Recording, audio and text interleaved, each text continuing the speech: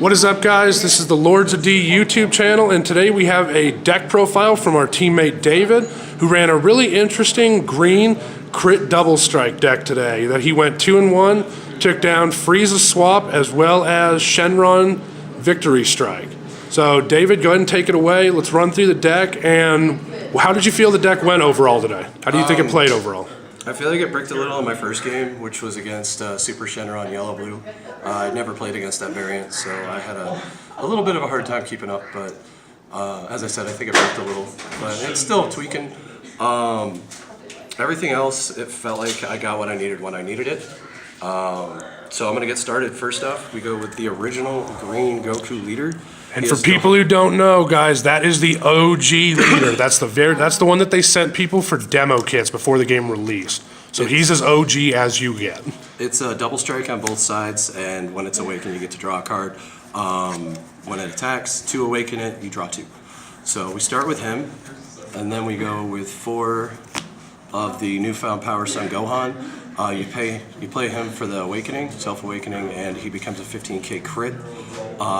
It really came in clutch for a couple matches today. So I start off with him. Then I run 3 of the Dark Power Black Mass Saiyan. Also self-awakening, he becomes 15k, no crit, no double strike. But he also really hurts Super Shenron whenever they play Child's Wish or summon something without a keyword skill. He makes him discard 2 cards. So it's 15k or less on that too. It doesn't really work well against the vanilla Goku, but against Super Shenron it tends to work very well. So that's my second choice. I run 2 of these. It's to go against the vanilla Goku. You play it, pops all your opponent's 1-drops for 1 energy. That's really not bad, and I do want to pop stuff with this deck. You'll see why in a little bit. I run 2 of these, also for Super Shenron, also for Vanilla Skillless Coup, whatever you want to call it. If you don't know what it does, it's got Deflect, costs 1, you pay 2. If your opponent has 4 or more battle cards in play, you can choose all of them and send them to the drop area if they cost 4 or less each. So it's super helpful. It helps stop Storm a little bit. I haven't really played it yet. It's really just been charged for energy or used for combos, but it's always a good option. But you do look like you have a good amount of tech for to go against a lot of different decks without siding, which is good because a lot of locals guys are, at least for our area, are best of 1. Yep. So he has a little bit of everything in there, so it gives him an edge kind of against most of the stuff he's going to play. I run 4 nails for draw power. If the Black Mass Saiyan's down, you don't really want to swing with him against Super Shenron. You want him to stay on the field, so you always have a bond target so you can draw. Usually I attack battle cards with it because I'm not trying to do damage without crit in this deck, if I can help it. I also run 4 of the Piccolo Super Combos, and the reason for those 2 choices is actually right here. I run 4 Scintillate for deck thinning. Lets me get my super combos when I need them. If I need draw power, I can get Nail right away. It costs nothing. It's the only yellow card in the whole deck, but it lets you pull a 2-cost yellow or green Namekian from your deck to your hand.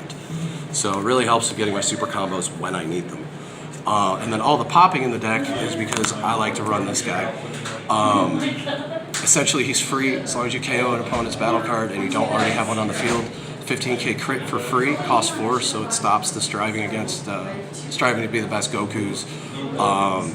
All that stuff that's Crisis Crushers, it stops them because they just don't affect it. So this card has won me many games. Another option for getting him out, probably the best green counter right now, is Shocking Death Ball. You can use it for self-awakening if you need to. It negates an attack and it pops a 2k or 2 cost or less, which also lets you bring him out for free on your opponent's turn, which sometimes disrupts them so much they don't really know what to do. And it's got that sparkling if he's got a self-awaken. Yup. Then one of my favorite things in this deck makes this leader great. It's Feet Kamehameha. If you don't know what it does, if I have a green Goku leader, it gives him 15k in crit, and he's already double on both sides. So that means unawoken, he's 25k crit.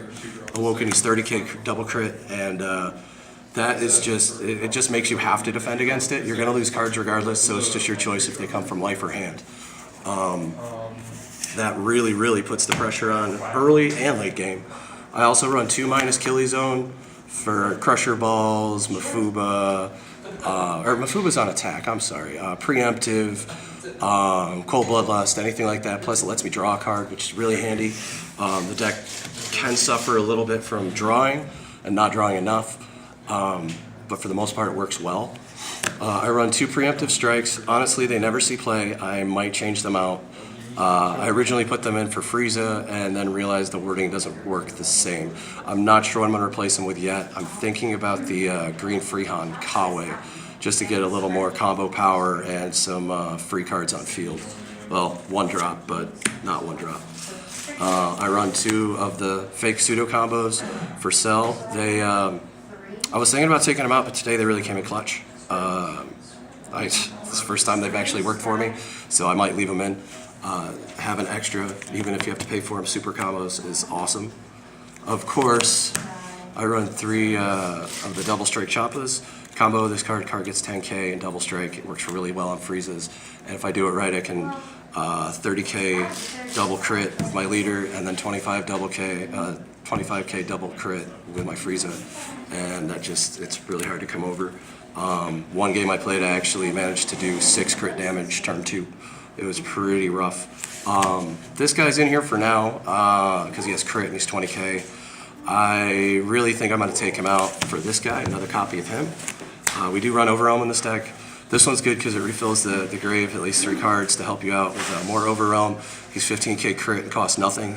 That's why I'm going to take the android out and put another one of him in. I wouldn't run more than 2 though, because you don't want to get rid of your entire graveyard all the time, because we also run 1 Mass Saiyan Mysterious Warrior. He's just old school good, double strike, 20k. You get to pop stuff on the field. It's fantastic. He steals games. But even more so, Scientist Fu steals games. If you don't know, you overrun with him. Double strike, 25k, draw 2 cards. So it gives you that little bit of combo power at the end if you're running low on hand. And then to finish games for sure, I run 2 of the Mirror Creator Absorbed.